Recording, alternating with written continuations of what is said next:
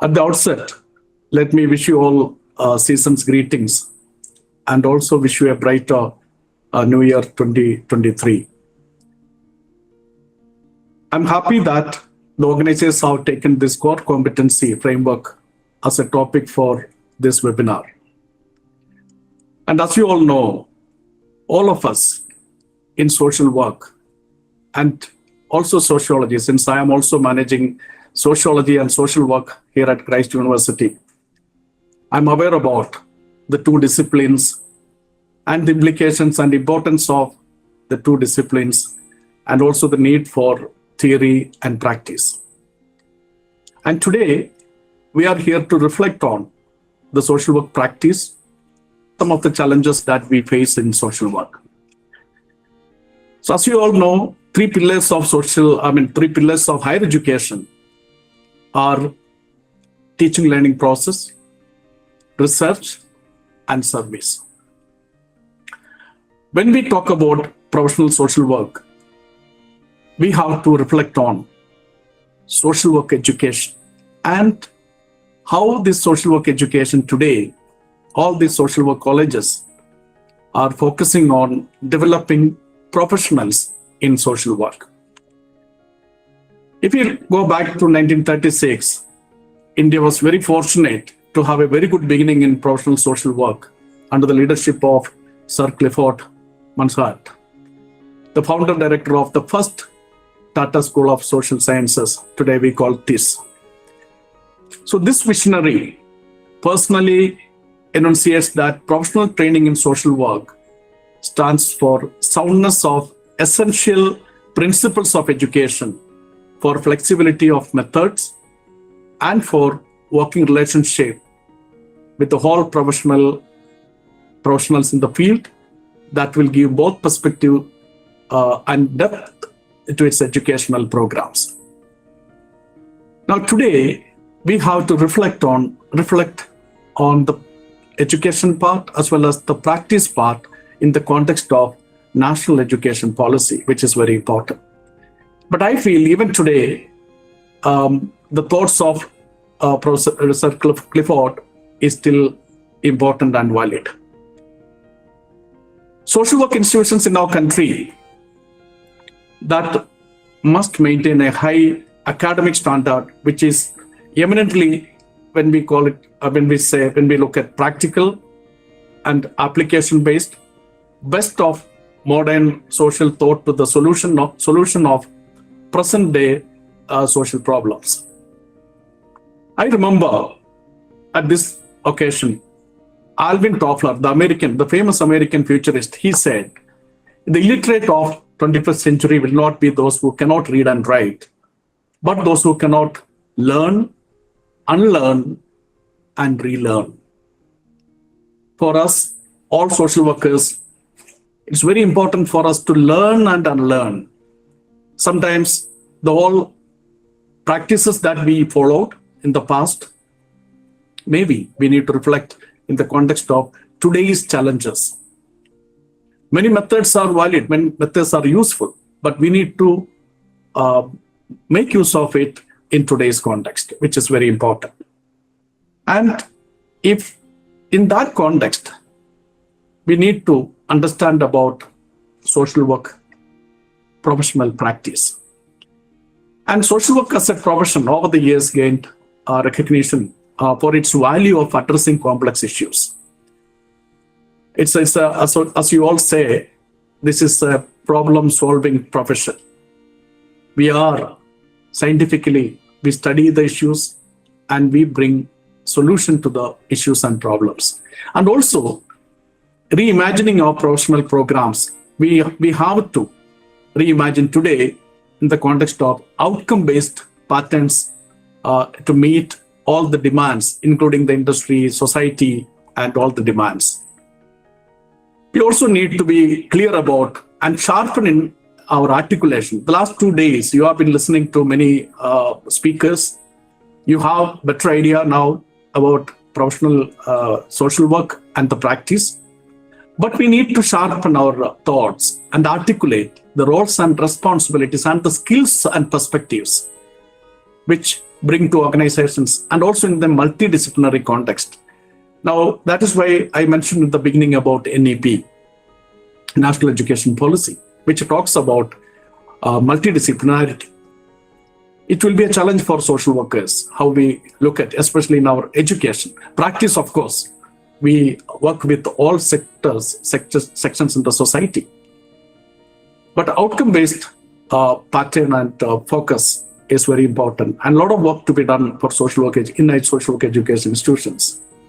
And also, we need to be future ready. All our students, young aspirant social workers, we need to be make them future ready, grounded in core competencies. That is what you have been discussing last 2 days, the core competencies. And we need to equip them to work in not only direct social work and also indirect services like policy making and research. All that is important for us as social workers. And the present scenario that also demand a new model of social work education.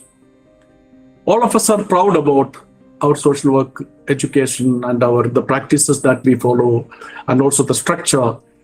But I feel the time has come for all of us to together to demonstrate a best model of social work education, considering the local, global, national realities in our societies. From 1936, as I said, that time onwards, the social work was growing. But amidst the recognition of our social work education in India, though we have made modest strides in many of the areas, but many academicians have criticized the present model of social work education and the profession over the years. The methods that we use and where we use, without knowing many times why we do what we do. This mistake we make most of the time, but that why part is very important. And also, there is a feeling that we have been borrowing Western models of education and practice. Yes, but we also need to look into the indigenous aspects. And sometimes people may say that maybe the failure of social work mainly because of the influence of Western theories and borrowing things from Western culture. But we need to develop and deliver an effective and acceptable appropriate services to the country, to our country. Those competencies developed later in 2008 and all, but Professor Siddiqui, in his book, he suggested about moving towards a competency-based approach. I think I'm glad that some of the colleges, universities have taken up a competency-based approach. Now, today, we also need to look into the facts and requirements of indigenous practice, and also make education more relevant to the people, especially the local people where we work, wherever we are. And also, the same time, looking into the national aspects as well as the global aspect, especially when it comes to our social work education. And also, evaluation is very important for us. And social work, as you know, social work education always talks about ethics, principles, and standards, and which we need to understand, a clear understanding about the standards of social work education and training and practice, and which we need to inculcate, to integrate into our education, social work education. And also, I believe that the framework that we should take up should be more relevant to the social realities, creating a strong link between theory and practice. Many times, we find that in our social work education, there is a huge... The screen share was... Am I audible? Yes, sir, audible. Continue. Please continue. Okay, You're audible. you. There is a disturbance in between. Yeah. No, thank you. Thank you. So, there is a need for creating a strong link. Since I have two departments, sociology and social work, one talks about theory but practice, but social workers, it is very important for us to integrate the theory and practice, and also we have to demonstrate and to have and also to foster greater commitment to the profession. a social work profession. We all believe that and also want to promote or to demonstrate this as a profession. In that context only now many social work associations are trying to set up a council in our country so that the council can think about a common appropriate curriculum framework and also an appropriate practice direction for practices. And also I mentioned about the standards, which I will discuss further about standards, principles and ethics, though you must have talked about the last few days, but I feel it is very important to reflect on that. Also, when we talk about fieldwork practice, it is very important for us, all of us, to understand the world that we live in, the changing world. Every 10 years, you will find a huge shift in some of the practices, even the government practices. Social welfare is no more the welfare that we talked about in government's point of view now today. Many things, handing over to the public, and also welfare, also many places you will find the directions are changing. And rapid spread of democratization, again, it varies. And stronger global market influence of global market economy, increasing of globalization, especially the LPG, liberalization, privatization, globalization, increasing technological innovation, and all these are changing the public and private roles. We need to reflect on when we talk about social work practice. The changing skill set. Any workplace you take, the skill sets are changing as we shift from the old industrial era to the knowledge economy, and also continues move upon the ladder in knowledge creation. And social workers also, along with our practice, we have to create knowledge and also innovation building to remain competent, and also since it is a professional profession, we need to be competent. We need to demonstrate best practices. And as we are in the business of solving problem, helping people, building their capacity, we also need to acquire the skill sets that is required by the society, communities, and the organizations wherever we work. And the technological innovations, if you look at, it is creating a huge impact on knowledge generation as well as practice, correct dissemination of things and use of knowledge, and which requires a lot of rethinking and inputs, regular inputs. That is where continuous professional development is important. All the practitioners, our learning as social workers, our learning never ends. Every time, every day, every moment, we have new learnings, and we should be open to learning. That's why I said many times we criticize on Western methods and methodologies. When it comes to our practice and when it comes to that is just a beginning. But for us to take it and take it forward. Also, you will find the roles are changing now, the public and private. Government's role, now it is slowly becoming facilitative role rather than implementing, facilitating and regulative role than doing. You will find that shift. Slowly you can see that you are observing that.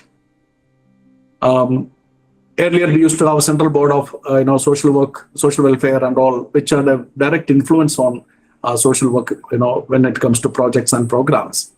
But now it's all no more there. But Niti Aayog is facilitating things now.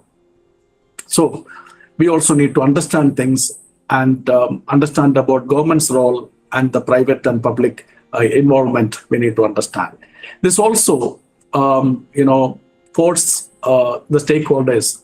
As stakeholders' role is also changing. When I say stakeholders, the students, teachers, parents, communities, NGOs, entrepreneurs, social entrepreneurs, all that we need to understand. And in that context, we need to reflect on competency.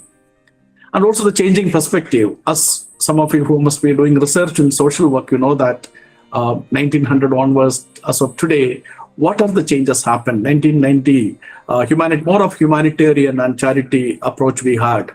And then 1800 to 1900, you will find social reforms. Many of you have studied about social reforms, social religious movements, influence of religion in social work. empowerment of women. All that you will find those era. Also 1900 to 1947, again, the rise of missionaries you will find in India, and also volunteer movement, which also helped in the freedom movement. Relief work, a lot of relief work used to be there, and community-based organizations we used to have. And 47 to 2000, that period, you will find mushrooming of NGOs. Especially the 80s and later part of 80s, you will find NGO movement. As a movement, it started all over the country. Now, 2000 onwards, you will find social responsibility. Now, government also has made it is mandatory for industries to focus on, through the as a social responsibility, focus on developmental activities. So you will find a lot of scope in this sector also through CSR activities. Now, this is something which all of you know, but I thought when we talk about all these things, the situation, the background, the necessity of competencies, we also need to know in social work practice, what is that when we say we understand about practice, when we say as a professional social work. Now, I mentioned earlier, there are direct practices and indirect practices. So direct practice means directly with the clients or beneficiaries or communities in special that particular area. Whether it is human resource or maybe about materials, providing support to individuals and service to individuals or clients, direct service, direct practice. Indirect practice in terms of policy making, legislation, social work research, evaluation, leadership activities, building partnership. There are a lot of indirect practice also happening. So this you need to understand. When we talk about social work practice, we need to consider both direct practice and indirect practice. And also when we talk about competency, we also must understand that should be measurable. I think you must have talked about these things, all these things in the last 2 days. And also about the knowledge part, knowledge, acquisition of knowledge, creation of knowledge, and also core skills. When we talk about skills, we also need to understand now people talk about 21st century skills, which also our social workers we need to. If 3 years ago, I read a study by McKinsey's, what that study report says, today, our graduates are not employable. What they say, they lack skill set, especially 21st century skills. What are 21st century skills? Communication, collaboration, critical thinking, creativity. So all these skills we need to, along with adequate knowledge and also the behavioral attributes, which should enable us to perform our job responsibly and effectively. So social work, when we say as a profession, we also need to understand the importance of the knowledge, skill, practice, behavior, even I would say attitude, formation of attitude through our education system. And that will definitely help you when you practice. I've been practicing social work almost 28 years. And then I thought I will share my little knowledge, what all knowledge I could gather. I should share with the students. As an educator, now I'm trying to share with our students what knowledge I have. So education and practice, it should go. I believe that even our teachers also should update ourselves through the changing scenario situations happening. Competency also refers to, the core competency also refers to building people's organization, community organizations, social organizations. Capacity building of people is very powerful. Many times we think that we are the problem solvers, we bring solutions, but many times we forget the fact that the solutions are there in the community. Only thing is you need to facilitate. They have the knowledge. In our research, sometimes our research students come and say that, and also they feel when they get PhDs awarded that we are the one who created that knowledge. But I would say no, it's just a co-creation. especially in social work, and social action, intervention project. These are all need of the time. So all that co-creation of knowledge, co-creation of interventions. Livelihood creation is another area where we need to develop our competencies. Advocacy and lobbying, especially with the political system, which I think social workers can influence a lot through this livelihood creation and livelihood system. Advocacy and lobbying. Alliance management, networking is again for social workers very important. Collaboration and networking, and through that resource mobilization. We also need to mobilize resources for social work, and then psychosocial support and rehabilitation.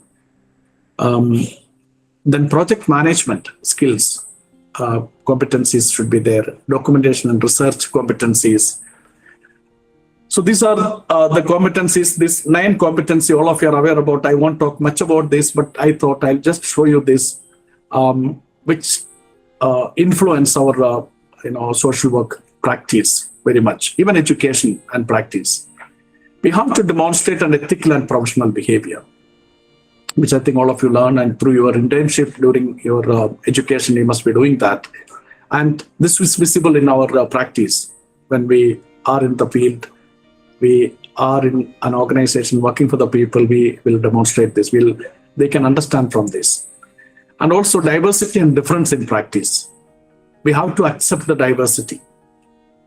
It is not that I have studied something very common, uniform, so I need to practice the same thing everywhere. But it has to be adaptable. Advanced human rights and social, economic, and environmental justice. SDGs. Now we have SDGs. Till 2030, even social workers have a goal. All the 17, including the last one, 17 partnerships with other organizations to achieve. And SDGs, if you look at all the SDGs, if you can divide into these 3 categories, social, economic, and environmental. And what is our role in contributing to SDG and nation building, state and nation building? Practice-informed research and research-informed practice. Many times we talk about this, but less practice on this. Research is also, I think, should focus on practice-informed research. Our practitioners also should help to have new areas, research in new areas. And policy practice, engage in policy, which is also an area where seldom our social workers look into. And engage, assess, intervene, and evaluate. These are all competencies, how to engage people, whether different level or different groups, individuals, families, groups, organization, communities. And all these competencies, 9 competencies which we talk about, can strengthen the following, like social work practice, it will strengthen. Core intervention areas, it will strengthen. Core knowledge and skills, competencies, and behavioral competency. And when you start practicing these competencies, acquiring and practicing, definitely this will strengthen our knowledge, and also our practice.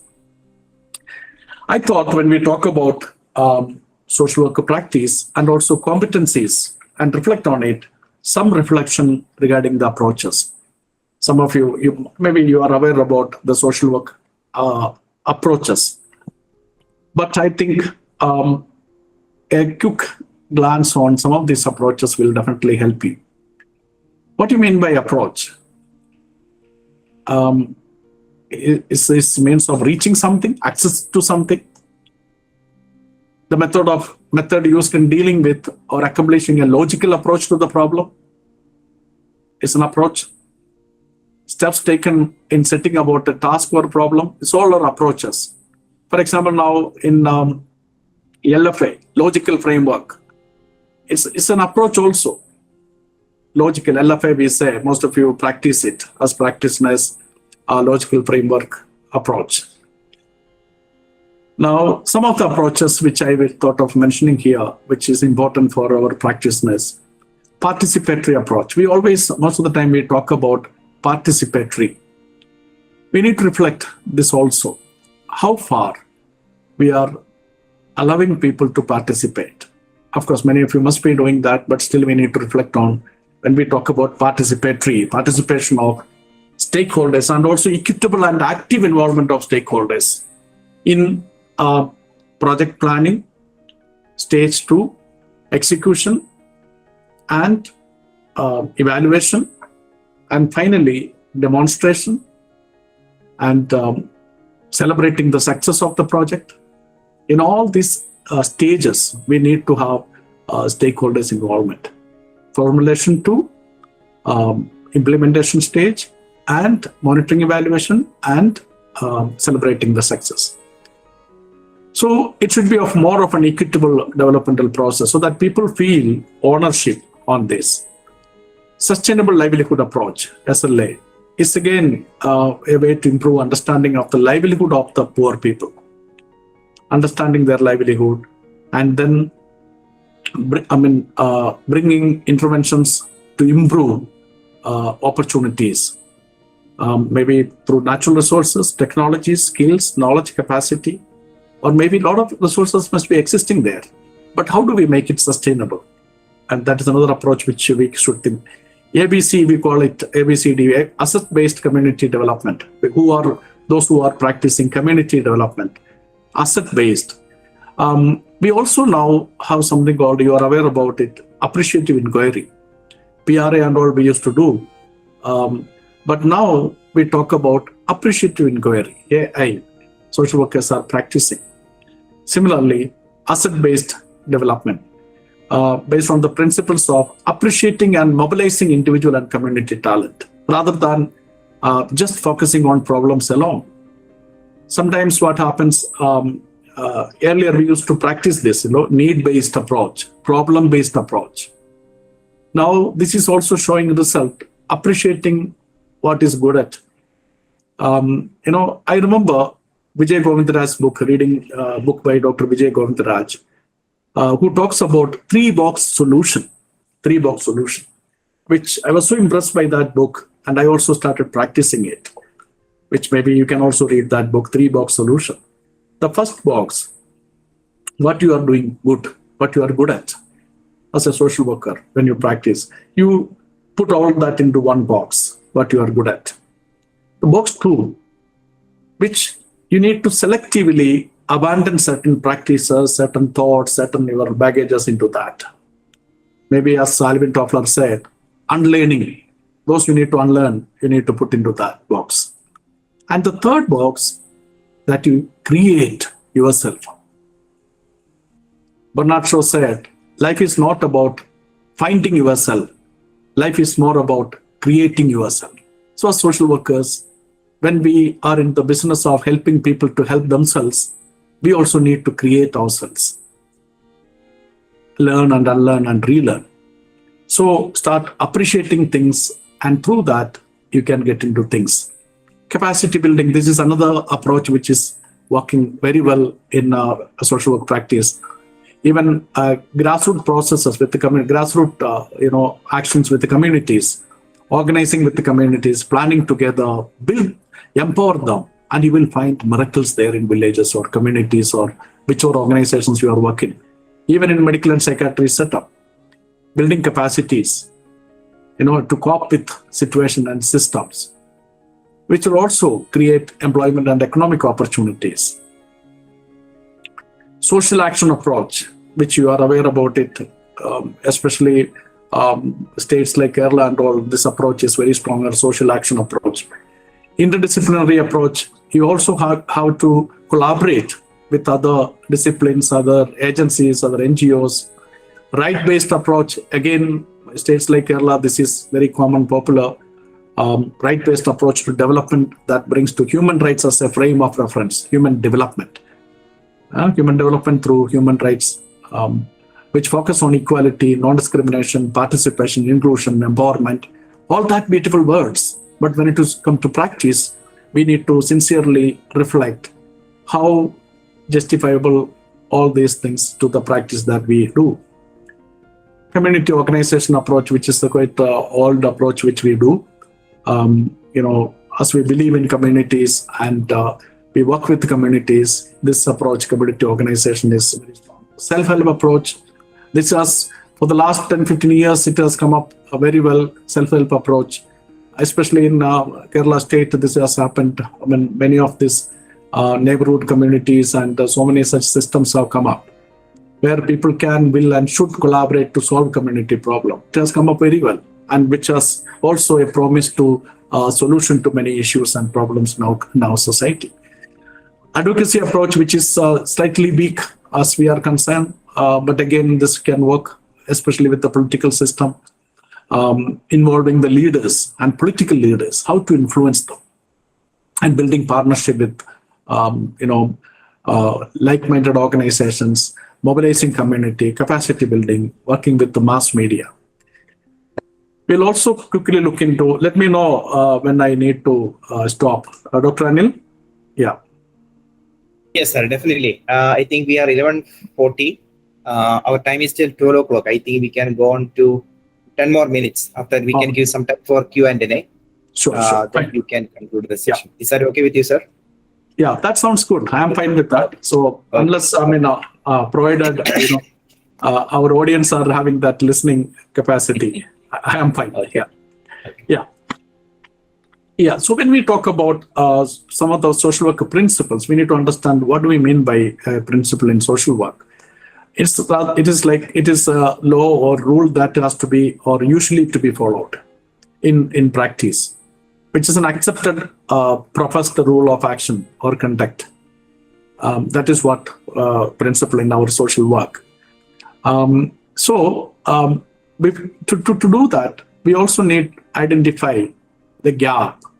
When we apply principles, we need to understand the actual situation and the existing gap, and then we start applying principles. And many times, working with the community, working with an organization, working with a client, you will find a discontent, and that is where you begin. And that discontent must be focused and channelized into your action plan, and where you involve. The one principle is that wherever you work in that area, try to identify the leader. Especially when you go to tribal areas and all, you will find that if you do anything with the community without involving the leader, nothing will happen. So try to identify and involve the leader in that particular area. Now, second thing which you need to focus is our programs or activities that we frame or take up should have goals and methods of high acceptability to the people. So, which plans to undertake some community work or must have goals and methods of high acceptability by the community. Develop active and effective lines of communication. Your communication channels, that should be proper. It's not that anything you speak, but have proper channels of communication which is acceptable, because that is why we call it as a professional social work. Many times we mix up with the service and professional social work, which is different. Now you will find there are a lot of in our just like our internship, we have volunteerism, we have now service learning globally that is increasing service learning. So there are so many things, so many areas where you will find our students get into. But we need to understand, the difference between all these things, and also the professionalism, the professional support. Now, we also must be flexible in organizational procedure. We cannot go with the with the final or definite agenda, or maybe a definite framework. Sometimes things may change. All of a sudden, a natural calamity. Social workers should be prepared to change our frame and also adapt to the community, adapt to the people and to that situation. So flexible in organizational procedures. We cannot say that time, no, my organizational rules and regulations doesn't allow me to, So we need to understand that and modify things according to the need. We also need to develop effective leadership. Arrangement of effective leadership through training and guidance is very important. Also, understanding the community and its social structure. Many times, what structures are influencing? Sometimes you will find that many states, the political system also get into trouble if they don't understand the social structure of that particular area or community. So if whether people are divided there when social worker approaches there. So you need to have a different strategy to help them to come together. Community, whether it is religious or political, various dynamics may influence there. And also that pattern also may differ. So that current you need to understand. And who is making important decisions in that particular area is also when we talk about social worker practice. Recognition of dignity of individuals in the community. All this, you are aware about it, the personal characteristics and caste, wealth, all those things you understand. Again, this is where a sociological implication also there to understanding the society, community, and how that influence decisions. So also the attitude of the people through various educational programs. Maybe when you create awareness, you have an awareness building program, you will find that things will change over a period of time. So you need to understand that. And you need to, accordingly, you need to develop appropriate action plans. For professional development, continuous education, this always I talk whenever I talk to people about, especially practitioners. Our learning never ends. It should be a continuous education process, also continuous development process. Always we should be open to learning. After completing our BSW or MSW or our postgraduate course, we cannot say that we have learned everything. Many times after that only learning, some of the practical learning starts. If goals once set are achieved, new goals should be fixed. So these are some of the things which we need to understand when we talk about practice and the principles. Now, some of the core values, ethical principles and ethical standards. Quickly, I will touch upon. The core values, as many of you are aware about, service, social justice, dignity and worth of the person, importance of human relationship, integrity and competence. These are the core values that is governing our social workers as professional social workers, and also ethical principles in service, in times of service, to help people in need and to address social problem. We are problem solvers. We need to solve problems wherever we work, whether it is in the education system, in any setup of social work, we need to bring solutions to the problem. Social justice, and we challenge sometimes, injustice. Wherever we find injustice, we need to challenge, and we try to bring social there. This is also an ethical principle for us. And also dignity and worth of the person. Respect the inherent dignity and worth of the person, irrespective of their any situation, any religion, caste. As social workers, we need to respect their dignity and worth of that person. Human relationship is another area, principle which governs us, the central importance of human relationship. Behave trustworthy manner, integrity, and develop and enhance our professional expertise, competence, always continuous development. Let us also see some of the standards that we need to follow. Along with ethical responsibilities, the standards, when we say standards also applicable to clients, medical and psychiatry is concerned, especially we need to be careful about this ethical standards towards clients, towards organization, towards our colleagues. There are standards which we need to understand when we are practicing as practitioners. Conflicts of interest, privacy and confidentiality, access to records, all these areas, referral for services, termination of services, all these things we need to plan, and also we need to follow those ethical standards. There should be systems in dealing with that.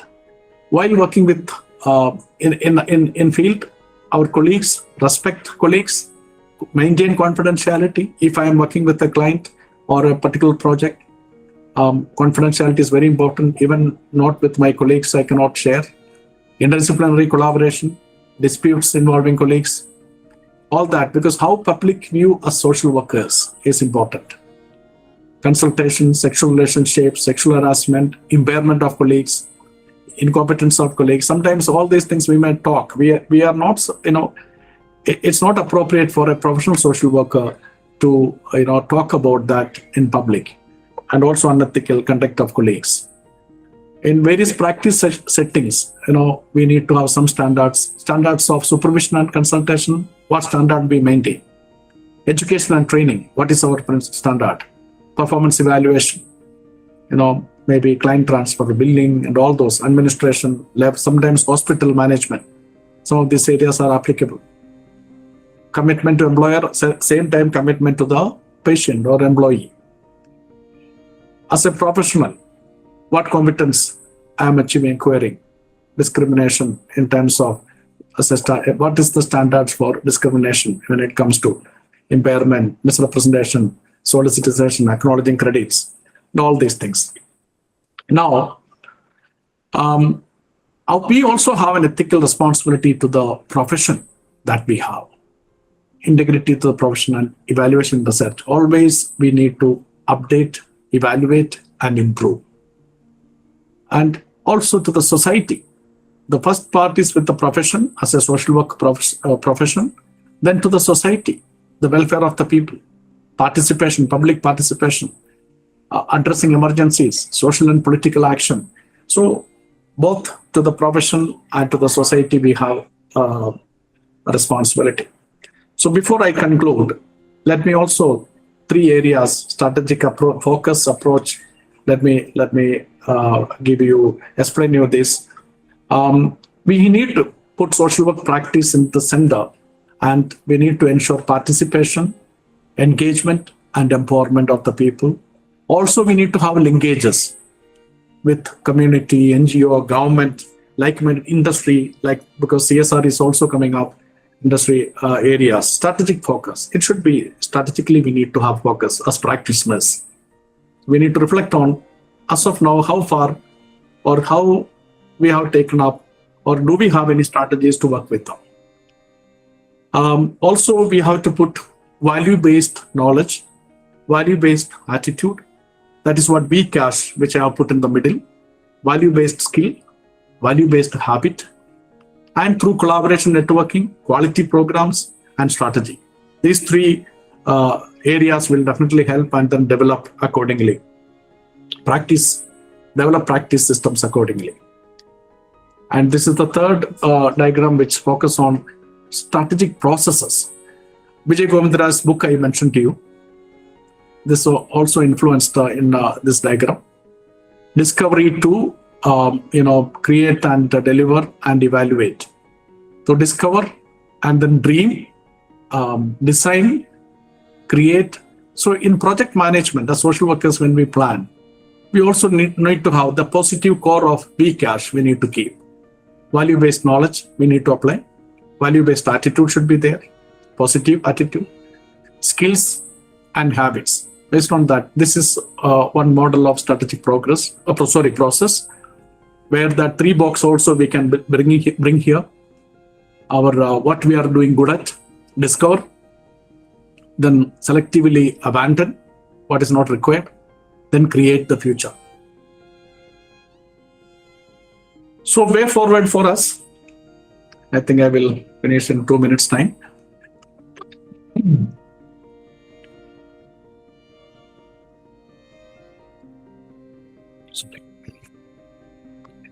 So to summarize, for social work education institutions, I feel it is very important for us to understand about the outcomes, outcome-based education and curriculum.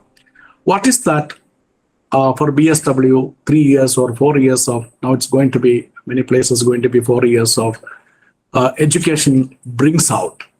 End of the course, what do we expect the scholar, the student to be, to become what we need to, and that will refer to the skills and competencies, which today we are discussing about in the practice.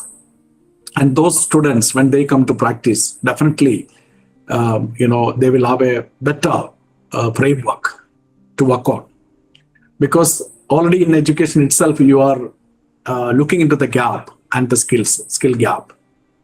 Then also we need to link between theory and practical, demonstrate in our framework, or this is years from 1936 onwards, the first school started onwards, we talk about this, but still there is a huge gap. We also need to create indigenous training module, which is very important.